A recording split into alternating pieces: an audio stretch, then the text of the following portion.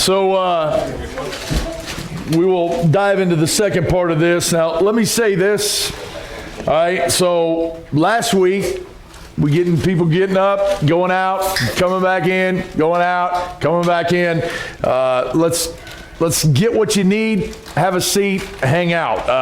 Not only is it distracting to me up here, it is definitely distracting to the people around you. And so let's make sure we're doing what we can to do what we can to make it less of an issue. So, with that being said, we are going to go into the second half of what we started last week. I will tie you in.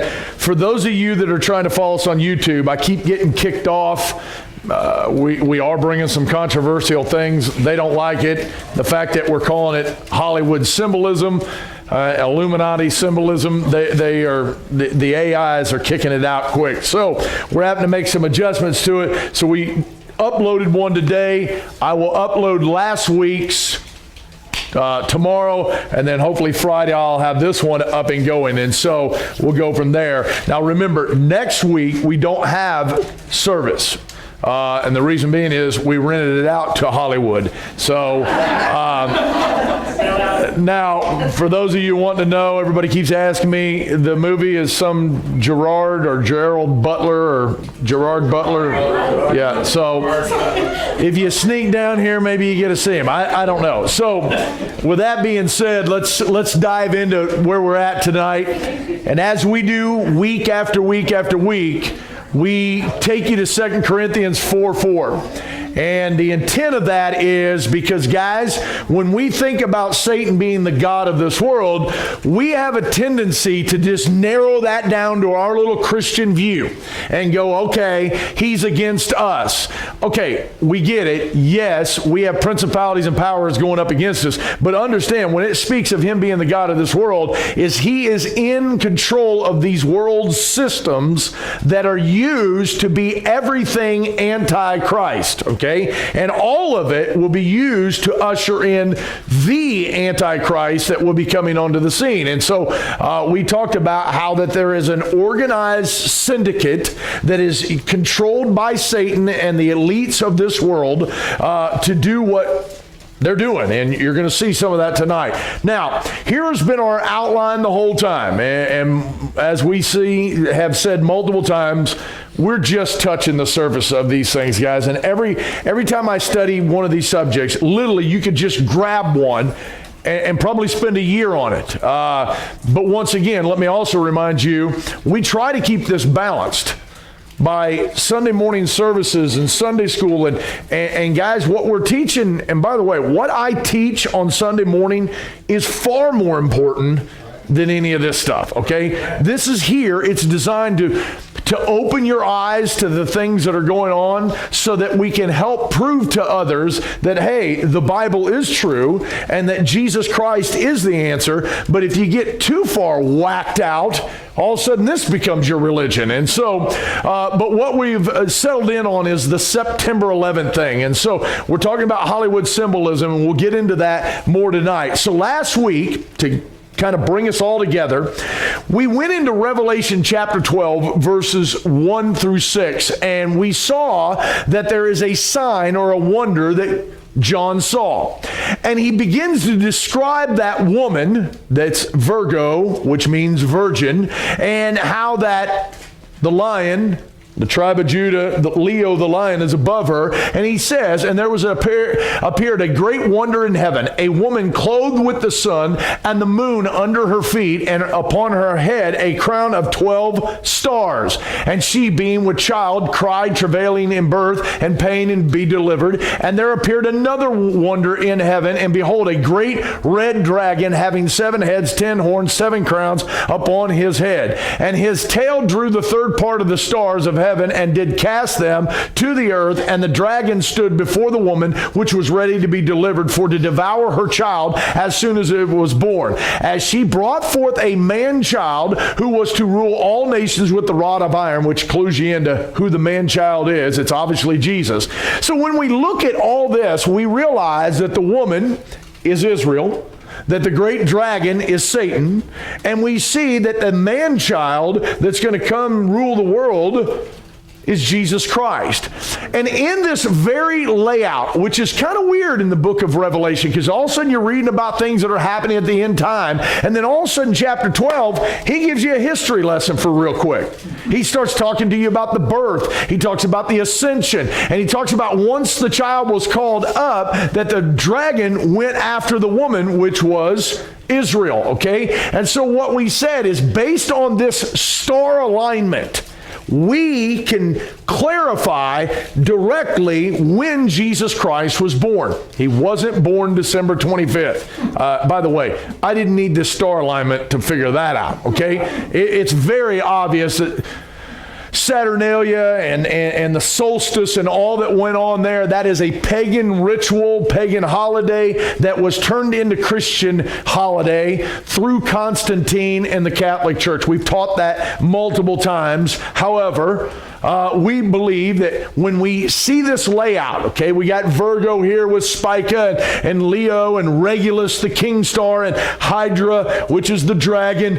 If you put this scenario into Stellarium, which is a computer program. I don't know that any of you have done this yet since last week, but you can go in, put it in, and you'll literally see the moon down here by her feet, the sun clothing her body right here. You have Mercury, you have Venus, and in this very moment, Jupiter is in retrograde, and he's up hanging over the star Regulus, which makes the star even brighter. We went into last week about the Magi and what they saw in the sky, and we said if you put in this star alignment, you can come down to a 20-day period in history. And if you figure in the moon, you can come down to a very single day in history, and not only a single day, a 90-minute period, okay? And we said that we did that's September 11th, 3 BC. Now, for those of you going, okay, I can't get all that. Well, then tomorrow when we upload it on YouTube, go on and look at it. I don't have time to take you back through all that. But September 11th, 3 BC is when the star alignment lined up. And if you take John's word for what he literally said, we saw a wonder in heaven, and then he describes the birth, then we have to go off of a 3 BC September 11th date. Now, for those of you who say, I still don't buy into that September 11th thing. Well, okay, you may not bought into it yet, but let me tell you who has. The Luciferian system that's out there. And the reason being is they have... Here's what's went down. Satan's system has taken Jesus' real birthday, snatched that away, and gave him another birthday, which happens to be Baal's birthday, or Tammuz, or you fill in the blank, Nimrod. All right? So, now, the detail that the moon was located under the feet of the woman, Virgo, was not to be forgotten in all this. The sun must be in Virgo's constellation while the moon is simultaneously at her feet. That condition has to be present for John's vision to be accurately interpreted astronomically. Because of the moon's behavior relative to the ecliptic of Virgo in any given year, the 20-day window that the sun is in her midsection comes down to roughly a 90-minute period on that very day, September 11th. Now, if you go and you study this, and I'm not trying to take you through last week, but I want to add a little nugget to last week. We know, based on where the moon was at, some people have a belief system that 90-minute period where the moon was at Virgo's feet was when Mary was in birth pangs, all right? Maybe, maybe not, I don't know.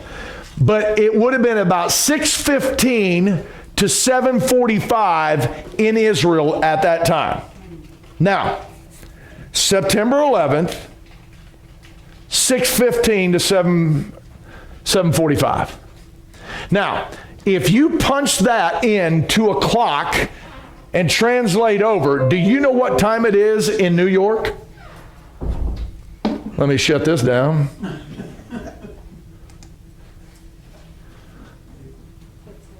All right. About the time this was going on. Now, do you think it's just by happenstance that those planes hit those buildings at that time? Now think about this. If they would have been a little bit smarter, they'd have waited a couple hours when the buildings were full.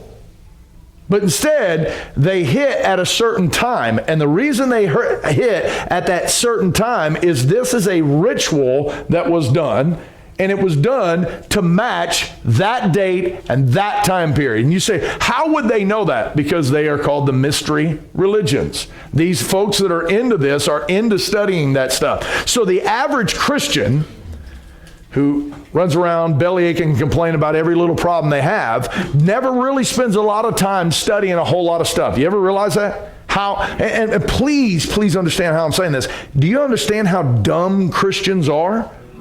We don't ever dive into nothing and study it and try to. What's bad is the children of this world, Jesus said, were wiser than the children of light. And the reason being is because we go, yeah, that's cool. I don't need all that. I got my Facebook. And we flip through it, right? All right, now, so let's get into tonight's, that little time frame I just wanted to add to you. All right, so the predictive programming that we're going to talk about tonight. So we're just going to be talking about 9/11 a lot and how that number keeps showing up over and over and over. And you got to start asking yourself at some point, how many have to go by before it's no longer a coincidence? I mean, think about it. All right, now watch. All right, so here's the movie Gremlins in 1990. Now, I know you young folks, you were like, man, I thought he was going to break down X-Men. We'll get to that, okay? And I understand most of the movies I'm going to show tonight, you young guys and girls are going to be like, yeah, I've never seen that, okay? I'm trying to prove a point on the 9/11 predictive programming, and so we're going to have to choose movies that were before 9/11, right? Okay, so here we got the Gremlin one, which is by Warner Brother. Okay, it came out in 90. There are two reporters from Channel 9 and 11 holding microphones with those numbers putting side by side. Just right here, right? 9 and 11. And you'd say, well, Corey, come on. They had to pick a news station for the show. Well, you're right. And this would be just a coincidence if this was the only slide I had tonight. But this is where we're going to start, a 9 and 11, right? Okay, in 1996 film Independence Day, there's also a countdown which just happens to pass 09/11/01, which is September 11th, 2001, right? As the camera pans across it. And oh, by the way, don't take my word for it.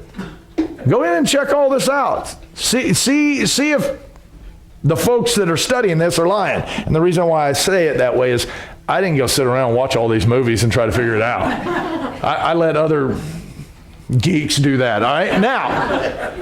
Now, here's the same year in Columbia's The Patriot, Mel Gibson's first words weighing a chair in the film are 9 pounds, 11 ounces. Perfect. Here we have the 9/11, the Patriot concept of the post-9/11 Patriot Act, and a Masonic production of the company of a Masonic measuring device. 9 pounds, 11 ounces. Now, once again, it could be just a coincidence. But why 9 pounds, 11 ounces? I mean, you think? All right. Here's Mario Brothers. All right. This is Mario Brothers movie, right?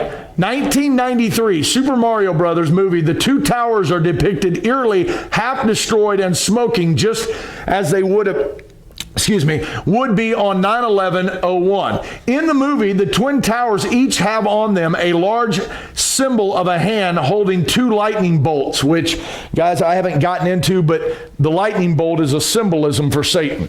And not only does Luciferians believe that, it comes out of the Bible. How did Jesus behold Satan? As lightning falling out of the sky, right? So, all right, so now, this is the very aspect of the tarot card imagery from the tower. This is the tarot card here, substituted by the hijacked plane on 9/11. Now, notice that. You got people coming out, the building's on fire, they're falling. It's called the tower, right? I mean, it is just eerie and once again, let me stop to say, what I'm going to show you tonight is just the surface. We could literally do a whole summer on this very topic. Now, here is, do you guys remember Problem Child, the little redheaded kid that I wanted to choke out? All right. Now, in 1990, the Problem Child, the Healy's, lived at the house number 911. Here it is, Healy 911. The actor in the movie is John Ritter. In real life, he had a baby girl, Stella Riddler, born on 9/11/98. Then 5 years later, suddenly, suspiciously, John died on 9/11/03. Wow. Maybe a coincidence, right? Now, here's another movie filmed in 1998, Disney's touchstone film, Enemy of the State. A politician played by Jon Voight has his birthday on September 11th. All right? This is Gene Hackman looking at it, but here's the guy's name right here, born 9/11/40. Now, you could say, once again, it's just a coincidence. They had to pick a date, a certain day on the calendar for him to be born. You're right. Now, do you know what the odds are of them picking September 11th? 1 in 365. Okay? It's very simple. All right? They have to pick one date out of 365. Okay? And so they happen to pick 9/11. Now, once again, this by itself wouldn't be that big of a deal, but when you start adding them all up, you go, okay, there's more than just a coincidence here, okay? In 1998, we also have Bruce Willis saving the world in a Masonic Disney Touchstones Armageddon. Today, or towards the end of the movie, there is a countdown which passes 9/11 minutes just as the camera pans past. So as they pan by, what's the chances when the camera pans by, it doesn't show 6:38, it doesn't show 7:21, it's 9/11. Why? And by the way, this is 1998. So don't say, well, they're just trying to remind you about 9/11. This is pre-9/11. Now, how about Die Hard? You guys remember the Die Hard movie? The first movie, the plot is terrorists attack the tower, right? The second one is terrorists attack the plane. Now, once again, it could be just a coincidence. I know there's a lot of them, but watch this. In 1988, film Die Hard, the first lines are spoken on a plane about how to get over the fear of flying.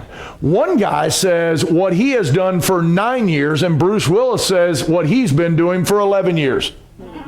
These are the first words, right? Now, so here we have 9/11 on a plane talking about the fears of flying from a Masonic production company. Notice the one-eyed symbolism.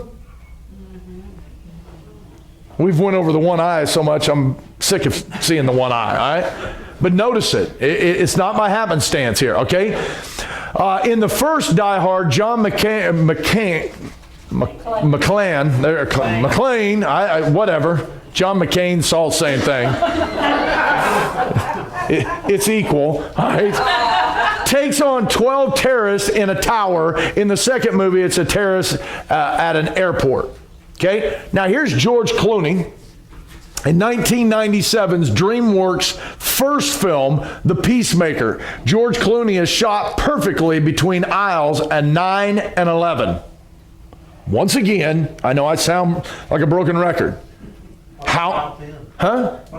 That's the first thought in my mind was, okay, if we got some aisles here, I'm not a very smart individual, but I can count to 11. And I know that 10 comes in between all that. So bottom line is, once again, how many times can something happen before you start to wake up and go, this is not a coincidence anymore? All right? Now, here is The Simpsons. I kind of showed this last week. So this whole thing is, what's that girl's name? Lisa. Lisa, there it is. Lisa's holding up this thing, and she's going to say, hey, New York, 9/11, right? They can all go to New York for $9. It just so happens the 9 and the 2 towers make the 11. And you say, well, you're reading into that. The very logo for 9/11 Memorial is to use a 9 and the 2 towers. The very logo, okay? Now, when she does this, it's for $9. It looks like a 9/11. Bart comes back, pulls out a wad of cash and says, "This one's on me." And most people don't even get it. They don't even see it. Notice the 2 circles in the line with the circle here, right? Now, for you, some people would say, "Oh, well, wait a minute, Corey. They're just showing fake money." You can take every other Simpsons episode. I haven't done this, by the way. I let other people waste their life going through movies, and then I just grab from them. They never use fake money that looks like this one. Now watch, when you take that money, now here's the Masonic 2 towers. They're called twin towers. My mind went Boaz and Joachim, that's it. All right, and remember the globes are on the top of them, and you have the round circle in it. This is being superimposed, the money being superimposed over the top of it, and notice how it looks just the same. Now, once again, we may be reading into all this, or maybe there's a system here that's working together. Now, in 1998's Godzilla, the camera cuts to a wristwatch showing 8:55 with the little hand on 9 and the big hand on 11. And by the way, you can literally spend your next 4 weeks seeing clocks in movies with 9/11 on them, seeing cabs with 9/11 on them. I mean, they're literally everywhere. At some point, I sit in my office and go, okay, I don't have to show them all. I can just show enough to get the point across. And so, but feel free if you want to exhaust the study. All right? We could make you Corey Coffee and Conspiracy 2.0. You'll have to change your name, but all right. Now, in 1999, the 13th Floor was a movie with a wall clock that shows 11:45. Where are the 2 hands? One's on 11, one's on a 9. We showed this last week, okay? Neo from the Matrix. Now remember, the Matrix is kind of like the I Ching. I mean, literally for the truther movement, the Matrix is the example you go off of, okay? In this movie, Thomas Anderson, which is Neo's in the system name, has his passport, and his passport expires on September 11th, 2001. Now, once again, a movie like The Matrix that came out a year before this happened, or a year and a half before this happened, and has that passport end on that day. Now, check this out. How many people know how long a passport's good for? 10 years, right? So if his passport ends on September 11th, 2001, it was issued on September 11th, 91, right? What went on September 11th, 1991?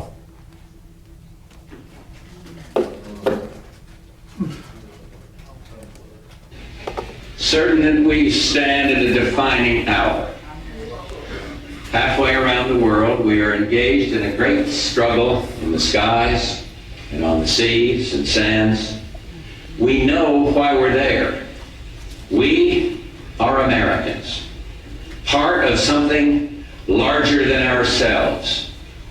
For 2 centuries, we've done the hard work of freedom, and tonight, we lead the world in facing down a threat to decency and humanity. What is at stake is more than one small country. It is a big idea, a new world order. A what? Where diverse nations are drawn together in common cause. We'll come back to that new world order thing. The first time an American president uses the term new world order. September 11th, 2001. Now, I could have went in and showed you a lot of history that happened on September 11th. Some of you guys remember Henry Kissinger. Okay, so if you go back to 1973, like really the greatest year ever. So if you go back to 1973, September 11th, Henry Kissinger is involved in the coup d'etat overthrow of the president in Chile. Okay, when 9/11, the real one in New York, happened and Bush jumps in, the younger Bush, to put together a committee, you know who he chose to oversee it? Henry Kissinger. You know why he had to back off of that? Because of that whole thing that went down in Chile on September 11th. All right. Now, for those of you that think I have a beef with President Bush and Henry Kissinger, I am a lifelong voting Republican. I've never voted any other way. So don't give me this, well, you're just a liberal against conservatives. Huh? Really? No, I'm against dictatorship. I'm against lack of freedom. Anything that is for my country, I am for. What I am telling you is there is a facade that is being placed on people to make them think. Now, I don't work off the left-right paradigms, left being liberal, right being so-called conservative. I work on more of the up-down axis, up freedom, down oppression. And the fact is, I don't care what you are as a Democrat or Republican. I think all that's a made-up bunch of garbage. But at the end of the day, I am for people who are for freedom. And these guys are not. Let me get out of this before I mess this. See, I gotta stop that. To achieve the universal act. There we go. All right. So in 2000, and sorry for the little side note there. I just don't want somebody emailing me thinking I'm against Bush and all that. All right. So in 2000, there was a movie called Traffic. This is right before 9/11. A large delivery truck is shown full of boxes, and on every single box are a scorpion or a Scorpio. And if you went through the Gospel and the Stars series, you would know that that is a picture of the Antichrist. We don't have time to go back through it, but the symbol is on there along with 9/11 on every box. Why? Why 9/11? Why not 7/23? I mean, man, we could break that down and go nuts. Okay, so I showed you this last week, okay? And I'm going to come back to some of this, hopefully, if we have time. In the 33rd degree Mason James Cameron and Columbia TriStar 1991 Terminator 2 Judgment Day, there's an overpass that has a caution of 9/11. I showed you this. This is where John Connor's riding on his little motorbike, and he's trying to run away from the new style Terminator, right? And Arnold's a good guy this time. He's on his motorcycle, and he jumps off and saves the kid. And about the time they duck under this underpass, the other Terminator takes that big semi, boom, and it explodes. Big, massive explosion. And right before you do, the scene cuts and shows caution 9/11. Now, what's interesting about that, as I said last week, you're in what's known as a wash. In desert regions, they have areas where water flows in when they get large amounts of rain. They're called washes, and they're generally dry. So, you know, me and my friends, when we lived in Arizona, we'd play down in them, and you see in Gone in 67 Seconds, they're racing down it and all that. So, bottom line is, there's no need for cars to know, well, I don't know if I can get my car under there. I'm taller than 9/11. You're in a wash. You have it's like driving in a ditch. Nobody goes, hey, man, make sure you got some clearance when you go under this bridge. So, and we'll get back to that. All right. So how many of you guys remember Supertramp? Where's Steve? You're into Supertramp, aren't you? All right. Yeah. Okay.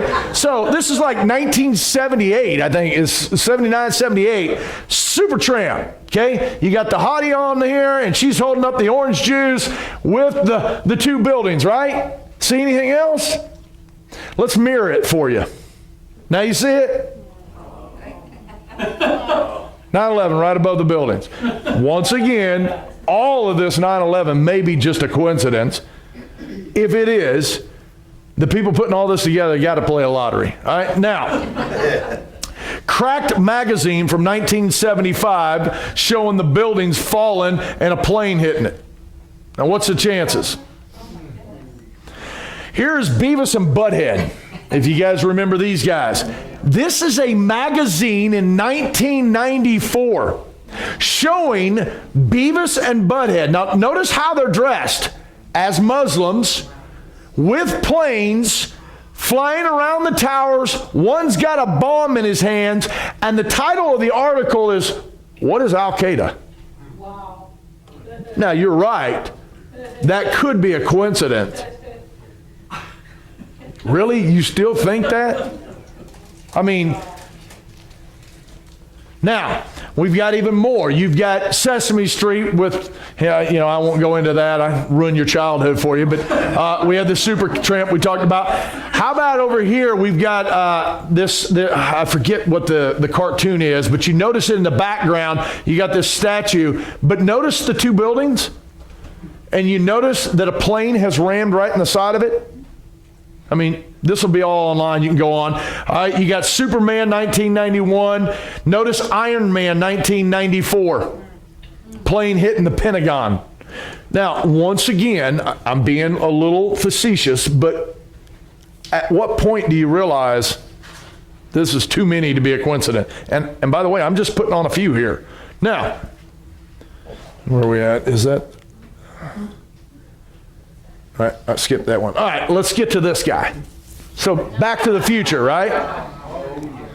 Now, I'm going to show a video of this guy here in just a second, because there's guys that have put together videos that are much better at this than I am. I'm not a movie maker. Some of these guys spend hours doing this. I'm simply a guy who is trying to expose truth. Notice in the background, what do you see?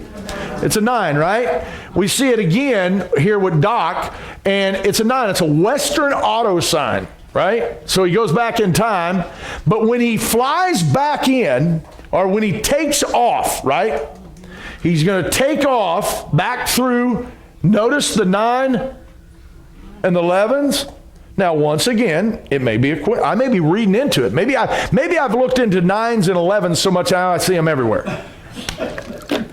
All right, now, hang with me. Save the what? The clock tower. Did you ever see that movie? It was a courthouse. What tower? It wasn't a tower. Right? It was on the top of a basic courthouse. Now, notice, remember when she comes up with the chain jar and goes, "Save the clock tower!" And yells it at him, gives him the little thing. Notice in the background, the third, it's a pyramid with an eyeball in the middle of it. By the way, I won't put it on here, and there was certain stuff I didn't put on here because I didn't figure the audience was of age in some of it. But guys, go look at the movie that is being played at the movie theater. And then, once you see what it says, realize the bum who is laying on the park bench at the end of the movie and is freaking out when he comes back in. Find out who that guy is and see if you can connect him to the movie. I won't show it in here just simply because we got kids in here and different things, but it's in this movie. Now, let me show you this. This will take a few minutes, but How's it going, guys? Why grab it here? This is a guy I'd recommend. September the 11th, 2015. And in honor of September 11th, 2001, I felt like it would be appropriate to release a video in regards to 9/11 today. Now, I don't have any new theory planned out or anything like that, but I did want to share with you a phenomenal video that if you haven't seen, you really need to. And I'm going to include it in this video, along with a link to the original in the description down below. Now, the producer of this video has slightly varying views to me as far as religious views, and accredits a lot of these predictive programming phenomena on synergy type of variables. Needless to say, that's not what I subscribe to. But the predictive programming that he points out in many of his videos is undeniable. And so without further ado, here's the video. I hope you guys like it, and God bless. Dear Dr. Brown, on the night that I go back in time, you will be shot by terrorists. Please take whatever precautions are necessary to prevent this terrible disaster. In the 1985 classic, Back to the Future, at a scene called the Twin Pines Mall, we will bear witness to a sudden surprise terrorist attack. perpetrated by a group of Muslim terrorists. The attack is at the Twin, which is a reference to the Twin Towers. When we turn the sign upside down, the digits on the clock read 911 or 911. The Twin Pines are a symbolic representation of the Twin Towers. Before the terrorist attack, the twins are present, but after the attack, the twins are gone. Lone pine. A single pine. This takes place on 9/11, where the twins are destroyed and replaced with a single tower, the One World Trade Building. Also at this scene, Doc shows us two stopwatches, both of which display encoded 9/11s. Is this only a coincidence? The pines are the towers, and this symbol system is confirmed in Back to the Future Part 2, where we see the twin pines appear again on a projection movie screen in Marty's future house. Marty's family gathers around the movie screen, and the twin pines actually morph into the twin towers. This is because the twin pines are the twin towers. The pines are the towers. Pines, towers. And the Twin Pines Mall is the Twin Towers Mall, which is why all the clocks here secretly say 9/11 and why there will be a Muslim terrorist attack resulting in the destruction of the Twin Pines, or the Twin Towers. But the appearance of the towers is not a random backdrop, as we can see the Statue of Liberty lurking just as secretly as the towers, making this scene a secret recreation of New York City, where Marty's family has gathered to stare at Ground Zero. Of these three characters staring at Ground Zero, one of them is completely upside down. But in the entire Back to the Future saga, this is the only time when an upside-down character will ever appear. The hint being given here is to observe the scene from his perspective by turning it upside down. But when doing so, the Twin Towers are clearly shown to be falling down. In the entire history of cinema, this scene of Back to the Future is the most literal depiction ever made showing the Twin Towers falling down. So how is it possible that this scene would occur in a story that already contains a terrorist attack by Muslims at the Twins on 9/11, where the Twins are the Twin Towers, which then execute Hollywood's best depiction of the Twin Towers collapse? But Back to the Future doesn't just portray this attack, it develops into an elaborate warning about it. Just go back early. The warning. Doc, about the future. You will be shot by terrorists. But Marty is carrying more essential information about the future. He knows the exact time and date that a tower will be struck. Save the clock tower! Save the clock tower! Don't forget to take a flyer. Save the clock tower! In a story we already suspect of being a 9/11 warning, how is it possible that this phrase appears on a flyer telling the future? Then, when the tower strike takes place, a giant flaming 9/11 is ignited in the street. Save the clock tower! Marty knows exactly when and where this tower strike will happen because it's all written on this flyer and placed in his hands. But something lurks in the background overseeing this transaction. But why does this symbol hover while Marty is forewarned about the tower strike? Back to the Future was written and directed by Robert Zemeckis, first released in 1985, but to depict the future, Zemeckis chose October 2015. Hi, Doc. What's going on, huh? Where are we? When are we? October 21st, 2015. 2015? The Twin Towers scene takes place in October 2015, and the towers appear on a movie screen, meaning the McFly family is watching a secretly placed Twin Towers movie released on October 2015, directed by Robert Zemeckis. So how could it be that now, in the real October 2015, a major Hollywood production is about to hit theaters worldwide, and it is exclusively about the Twin Towers? It happens to be directed by Robert Zemeckis. The title of this new Twin Towers film is The Walk, and this new Twin Towers film has the exact same release date as the secret Twin Towers film planted in Back to the Future, which exposes the symbolism of the pines and depicts the Twin Towers collapse. So why would Zemeckis now draw our attention to it with a major Hollywood production? Back to the Future was released in 1985, The Walk in 2015, exposing this warning after 30 years. Marty writes this warning into a letter. He seals it shut, intending for it to remain hidden for a specific amount of time. What comedian is? Find out 30 years! What comedian is? Find out 30 years! The walk is the reveal of the 9/11 warning given to Doc while he is rigging a giant wire to the twin tower representing Clock Tower. Evening, Dr. Brown. What's with the wire? The walk is about a plot to rig a giant wire to the twin towers.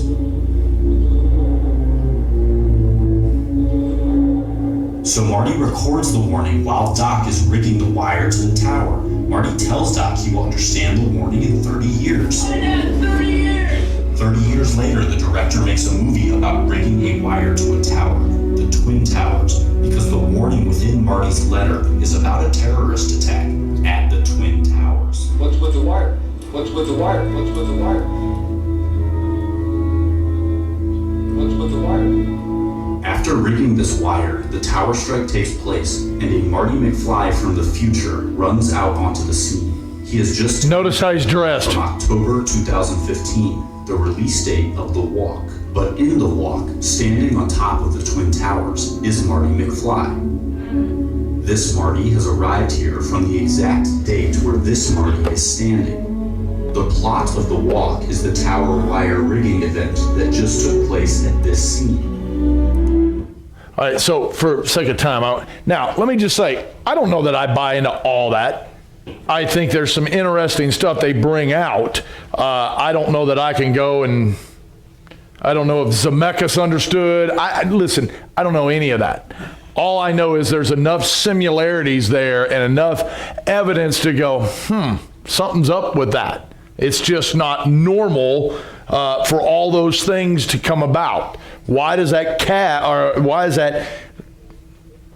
save the clock tower and you got the pyramid, the all-seeing eye pyramid right there? That makes me go, something's up right here. So now, for the sake of time, let's get to the next one. All right. Now, this one, a guy put together. I think it's a really good one. We'll play it and then I'll take some questions.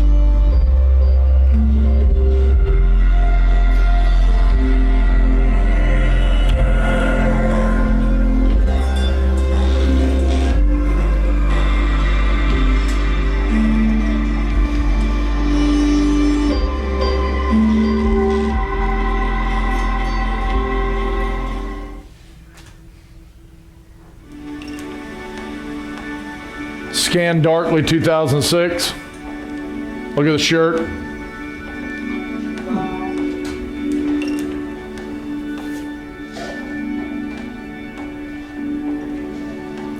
Look on the door. Well, let me explain the world order. Let me help you understand.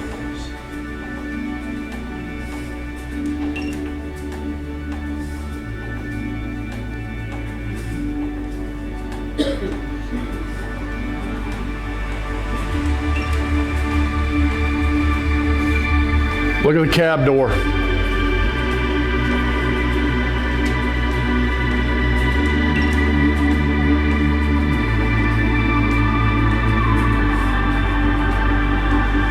Bathema. That's in 300.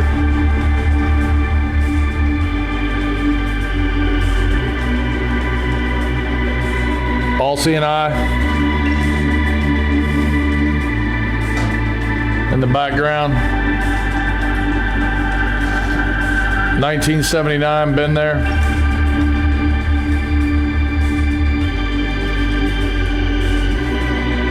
Samurai Jack. Laura Croft Tomb Raider. There it is.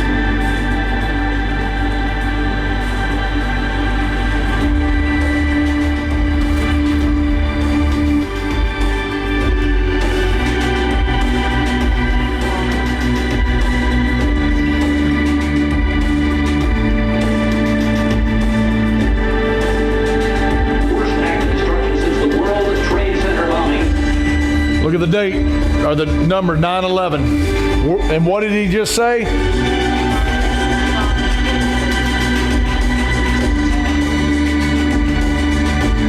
Now, It's got the 11 on the cab. This is Trading Places. They're going in over here. Look at the clock. Here's the kid and the gremlin. Oh, 9/11. They came right together.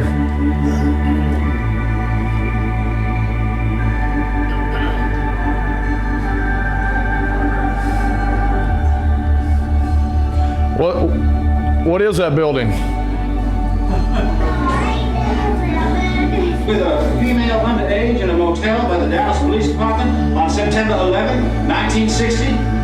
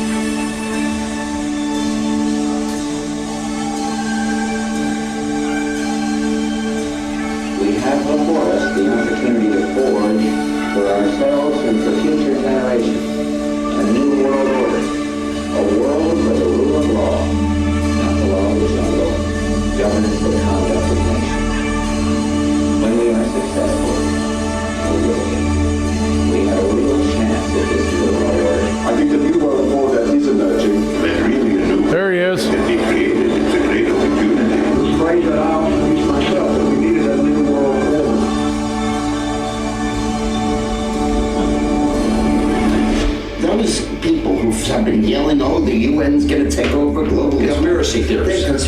They've been crazy, but now they're right. Yeah, well, when Geiger said he would be open to the idea of a global currency last week, those conspiracy people had said and suggested that for years. You're not wrong.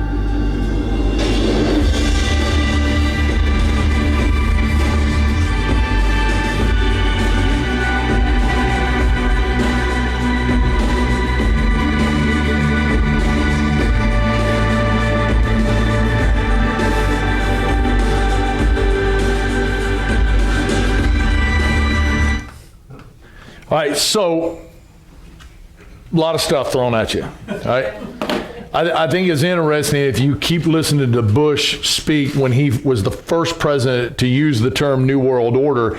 If you listen to him, he goes on, he says, and we will achieve peace and safety. All right, does that ring a bell? Because God said in the book of Thessalonica that when they think they have peace and safety, sudden destruction is going to hit them, right? And then that same speech was the thousand points of light speech, okay? Which, guys, you got to understand that is a occultic term. That's not a city on a hill deal, right? So understand when they use these terminologies, the vast majority of people don't understand them. They don't know what they are. Same way with the symbolism that we have showed, the 9/11 showing up everywhere. And by the way, I know I sound like I keep saying it. I could have literally put in 4 hours of making you sit here and watch 9/11, 9/11, 9/11, 9/11. I just figured the point was, do you see it? You see how obvious it is? And yet it's over and over and over. So you got to ask yourself. Now, once again, this class is not designed to talk to you about whether 9/11 was a Muslim attack, whether it was an inside job. That's for you to find out. That's for you to figure out on your own. If you believe the official story, great. Okay? I don't, but that's okay too. But at the end of the day, that wasn't the point. The point of teaching this was, I believe that Jesus Christ was born on September 11th. And the occultic mystery schools will do anything through the power of Satan to take away from him and keep to themselves. Okay? That's literally Satan's system. Steal it, duplicate it, make it his own. All right? That's literally what goes on. For those of you that went through church history with us, the first two church ages, Ephesus and Smyrna, he tried to kill the church. He tried to stamp it out. He tried to put it out, and he never could. Matter of fact, the church did better the harder he fought against it. So you know what he did? He joined it.